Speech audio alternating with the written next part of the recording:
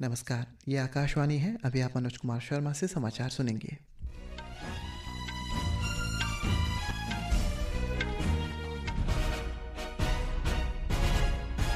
पहले मुख्य समाचार।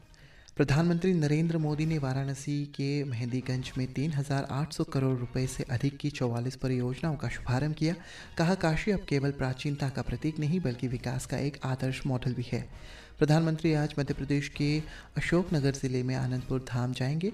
विदेश मंत्री डॉक्टर एस जयशंकर ने कहा कि अमेरिकी नीति में बदलाव का हर क्षेत्र में गहरा तकनीकी प्रभाव पड़ा है। आयुष्मान भारत प्रधानमंत्री जन आरोग्य योजना आज ओडिशा में शुरू की गई। मौसम विभाग ने अगले 5 दिनों के लिए बिहार के कई हिस्सों में बिजली कड़कने और आंधी का अलर्ट जारी किया है। अब समाचार विस्तार से। प्रधानमंत्री नरेंद्र मोदी ने आज वाराणसी के मेहंदीगंज में 3,884 करोड़ रुपए से अधिक की लागत वाली 44 परियोजनाओं का उद्घाटन और शिलान्यास किया। इन परियोजनाओं में सड़क अवसंरचना, बिजली, शिक्षा और पर्यटन के क्षेत्र में विकास शामिल है। इस अवसर पर प्रधानमंत्री ने एक जनसभा को संबोधित करते हुए कहा कि इन परियोजनाओं से क्षेत्र की समग्र प्रगति को बढ़ावा मिलेगा। उन्होंने कहा कि अब काशी केवल प्राचीनता का प्रतीक नहीं रही बल्कि विकास का एक मॉडल बन गई है। उन्होंने शहर के तेज विकास की सराहना करते हुए बताया कि कैसे संरचना में सुधार, धार्मिक, पर्यटन और नागरिक सुविधा में उन्नयन से इन प्राचीन नगरी को आधुनिक शहर केंद्र में बदल दिया गया है। प्रधानमंत्री इस अवसर पर 70 वर्ष से अधिक आयु के 3 बुजुर्गों को आयुष्मान कार्ड सौंपे और 3 जीआई प्रमाण पत्र प्रदान किए। श्री मोदी ने बनास डेयरी, अमूल से जुड़े राज्य के दुग्ध उत्पादक किसानों को 106 करोड़ रुपए का बोनस भी स्थानांतरित किया। प्रधानमंत्री ने कहा है कि काशी पूर्वांचल की स्वास्थ्य राजधानी बन के उभर गई है। उन्होंने कहा है कि आज मेड इन इंडिया की गूंज सुनाई देती है। भारतीय उत्पाद वैश्विक ब्रांड बनते जा रहे हैं। कई चीज़ों को जीआई टैग मिल गया है। समूचे देश में उत्तर प्रदेश जीआई टैगिंग के मामले में सबसे आगे है। हमारी कला को और हमारी प्रतिभा को तेजी से अंतर्राष्ट्रीय पहचान मिल रही है। इस अवसर पर उत्तर प्रदेश की राज्यपाल आनंदीबेन पटेल, मुख्यमंत्री योगी आदित्यनाथ और राज्य के दोनों उप मुख्यमंत्री भी उपस्थित रहे। प्रधानमंत्री नरेंद्र मोदी मध्य प्रदेश के अशोकनगर जिले पहुंच रहे हैं। वे गुरुजी महाराज मंदिर में पूजा अर्चना करेंगे और ईसागढ़ तहसील के श्री आनंदपुर धाम में मंदिर परिसर का भी दौरा करेंगे। मध्य प्रदेश के मुख्यमंत्री डॉक्टर मोहन यादव ने कहा है कि प्रदेश की जनता प्रधानमंत्री के स्वागत के लिए उत्सुक है। श्री मोदी करीब 1.5 घंटे आनंदपुर धाम में रुकेंगे और विभिन्न कार्यक्रमों में हिस्सा लेंगे। प्रधानमंत्री आनंदपुर धाम में लोगों को संबोधित भी करेंगे। राष्ट्रपति द्रौपदी मुर्मू ने आज स्लोवाकिया की अपनी यात्रा पूरी कर ली है। पुर्तगाल और स्लोवाकिया की सफल राजकीय यात्रा के बाद राष्ट्रपति मुर्मू स्वदेश के लिए रवाना हो गई है। राष्ट्रपति द्रौपदी मुर्मू ने नई दिल्ली के लिए रवाना होने से पहले स्लोवाकिया के ब्रातिस्लावा में भारतीय व्यापार प्रतिनिधिमंडल के सदस्यों के साथ एक संवाददाता सत्र को भी संबोधित किया। विदेश मंत्री डॉक्टर सुब्रमण्यम जयशंकर ने कहा है कि अमेरिका ने विश्व के साथ जुड़ने के अपने दृष्टिकोण में बुनियादी परिवर्तन किए हैं। उन्होंने कहा है कि इसके परिणाम हर क्षेत्र में देखे जा रहे हैं। विदेश मंत्री आज नई दिल्ली में ग्लोबल टेक समिट को संबोधित कर रहे थे। उन्होंने कहा कि प्रौद्योगिकी ने व्यापार को राष्ट्र सुरक्षा के प्रति अधिक संवेदनशील बना दिया है। केंद्रीय सूचना और प्रसारण मंत्री अश्विनी वैष्णव ने कहा है कि रचनात्मक क्षेत्र से उभरती अर्थव्यवस्था में महाराष्ट्र और मुंबई का विशेष महत्व है। तेजी से बदलती टेक्नोलॉजी के दौर में इसे बनाए रखने के लिए मुंबई के वेब्स 2025 आयोजित किए जा रहे हैं। श्री वैष्णव ने महाराष्ट्र के मुख्यमंत्री देवेंद्र फडणवीस के साथ मुंबई में वेब्स के आयोजन की तैयारियों की समीक्षा के बाद पत्रकारों से बातचीत कर रहे थे। श्री फडणवीस ने बताया कि वेब्स इस क्षेत्र में विश्व का सबसे बड़ा सम्मेलन होगा। Association of Bangalore animation industry ने वेब्स चैलेंज के तहत 8 घंटे की मैराथन प्रतियोगिता आयोजित की है, जिसमें दक्षिण क्षेत्र के वीएफएक्स चैलेंज के लिए फाइनलिस्ट का चुनाव होगा। वेब्स शिखर सम्मेलन अगले महीने मुंबई में आयोजित की जानी है। ओडिशा के सबसे स्वास्थ्य सुविधा जुटाने की दिशा में आज से आयुष्मान भारत प्रधानमंत्री जन आरोग्य योजना नाम से एकीकृत स्वास्थ्य बीमा योजना की शुरुआत की गई है। केंद्रीय स्वास्थ्य मंत्री जेपी नड्डा द्वारा कटक में आयोजित समारोह में इस योजना का शुभारंभ किया गया। सरकार की बंधु जन आरोग्य योजना और वरिष्ठ नागरिकों के लिए शुरू की गई आयुष्मान वय वंदन योजना भी इस योजना में समाहित की जाएंगी।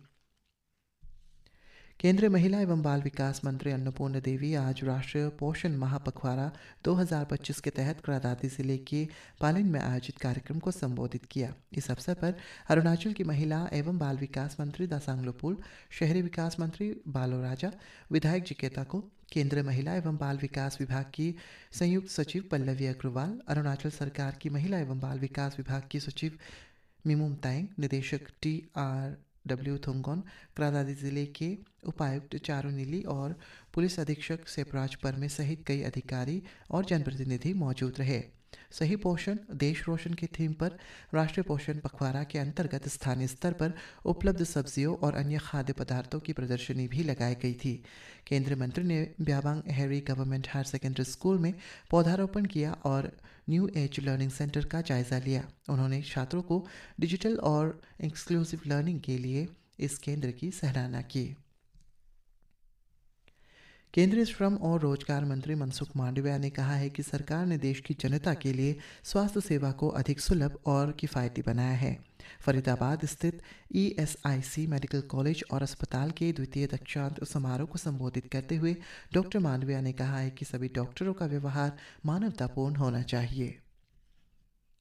जम्मू कश्मीर के किश्तवाड़ जिले में सुरक्षा बलों के संयुक्त दल ने मुठभेड़ में एक आतंकवादी को मार गिराया। हमारे जम्मू संवाददाता ने खबर दी है कि खुफिया सूचना के आधार पर बुधवार को किश्तवाड़ के चत्रुवन क्षेत्र में संयुक्त रूप से तलाशी अभियान शुरू किया गया। इस दौरान आतंकवादियों ने गोलीबारी शुरू कर दी और जवाबी कार्रवाई में एक आतंकवादी मारा गया। वाणिज्य और उद्योग मंत्री पीयूष गोयल ने कहा है कि सरकार यूरोपीय संघ के साथ मुक्त व्यापार समझौते को शीघ्रता से पूरा करने के लिए प्रयासरत है। वे आज इटली भारत व्यापार विज्ञान और प्रौद्योगिकी फोरम को संबोधित कर रहे थे। इस मंच का उद्देश्य भारत और इटली के व्यापारिक संगठनों के बीच सहयोग बढ़ाना है। मौसम विभाग ने बिहार के कई इलाकों में अगले 5 दिनों तक मूसलाधार वर्षा और ओलावृष्टि का अलर्ट जारी किया है।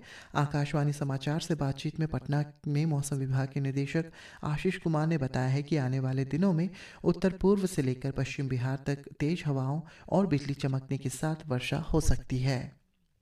इधर ईटानगर मौसम विभाग ने अरुणाचल प्रदेश के west Siang, east Kameng, Papumpare, lower Subansiri, Kamle, upper Siang, east Siang, west Siang, Dibang valley, Lohit, Anjaw और लोंगडिंग जिलों के लिए येलो अलर्ट जारी किया है। मौसम विभाग के अनुसार अगले 24 घंटों में इन जिलों में अलग अलग स्थानों पर गरज के साथ बिजली गिरने और तेज बारिश होने की संभावना है। दक्षिण कोरिया और सीरिया ने औपचारिक रूप से कूटनीतिक संबंध स्थापित कर लिए हैं, जो सीरिया के राष्ट्रपति अहमद अल शरा की सरकार के लिए एक मील का पत्थर है। दमिश्क में कल दक्षिण कोरिया के विदेश मंत्री चो ताई यूल और सीरिया के विदेश मंत्री असद अल शेबानी के बीच समझौते को अंतिम रूप दिया गया। इस अवसर पर चो ताई-यूल ने कहा है कि दक्षिण कोरिया व्यापार, निवेश और मानवीय सहायता के माध्यम से सीरिया को उसके 13 वर्ष के गृह युद्ध से उबारने में सहायता करेगा।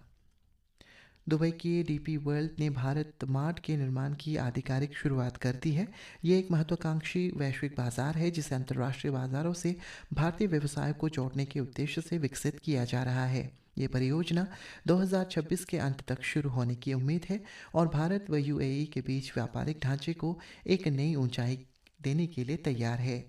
भारत मार्ट 2.7 मिलियन वर्ग फुट में फैला होगा, जिसमें प्रारंभिक चरण में 1.3 मिलियन वर्ग फुट क्षेत्र शामिल होगा। DP वर्ल्ड के CEO सुल्तान अहमद बिन सुलेम ने इस परियोजना की व्यापक व्यापारिक दृष्टिकोण से मेल को रेखांकित करते हुए कहा है कि भारत और UAE का लक्ष्य 2030 तक गैर तेल व्यापार को $100 बिलियन तक पहुंचाना है और भारत मार्ट इस लक्ष्य को पाने में एक प्रमुख प्रेरक शक्ति साबित हो सकती है। DP वर्ल्ड वैश्विक लॉजिस्टिक इंफ्रास्ट्रक्चर को सुधार कर, नए बाजारों को खोलकर और सतत आर्थिक विकास को समर्थन देकर व्यापार को मजबूत करने के लिए प्रतिबद्ध है। और IPL क्रिकेट में आज चेन्नई के MA चिदम्बरम स्टेडियम में चेन्नई सुपर किंग्स का सामना कोलकाता नाइट राइडर्स से होगा। यह मैच शाम 7:30 बजे शुरू होगा। इस बीच चेन्नई के कप्तान ऋतुराज गायकवाड़ ने स्थान पर पूर्व कप्तान महेंद्र सिंह धोनी प्रतियोगिता के शेष मुकाबलों की टीम का नेतृत्व करेंगे। इसी के साथ ही समाचार बुलेटिन समाप्त हुआ। नमस्कार।